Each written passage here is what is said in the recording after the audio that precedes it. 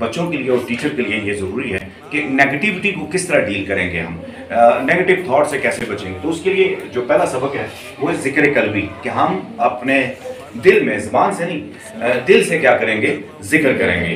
तो उसके लिए जो सबक है, पहला सबक है नूर का रंग। नूर का रंग जर्द, ज़ेरे कदम हज़रत आदम अलैहिस्सलाम, ये जो नूर का जर्द रंग है और लफ्ज़ अल्लाह है, इसका जो नूर है ज़ेरे कदम हज़रत, ये नूर मेरे दिल में आ रहा है। और इसको करने से पहले, इसके करने के साथ जो इजाफी स्टेप्स हैं जो हमने करने हैं, वो क्या करना है, लफ्ज़ अल्लाह को जर्द रंग के साथ दीवार पे आप लिख के रख दें, लगा दें।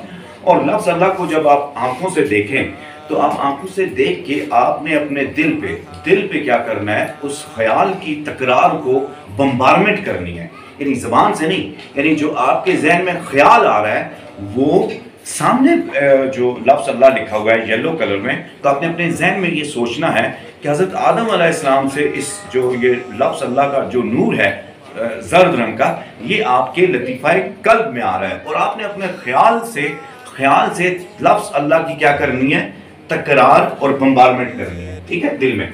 फिर आप ये भी इसके साथ कर सकते हैं कि लफ्ज़ अल्लाह को रोशनी पे, ये जो सामने बल्ब लगा हुआ है, ट्यूब लाइट है, उसके ऊपर आप लफ्ज़ अल्लाह लिखते हैं, तो वो जो लफ्ज़ अल्लाह, वो जो उसकी बल्ब की रोशनी होगी, वो लफ्ज़ अल्लाह के आपके ऊपर वो आए, ठीक है।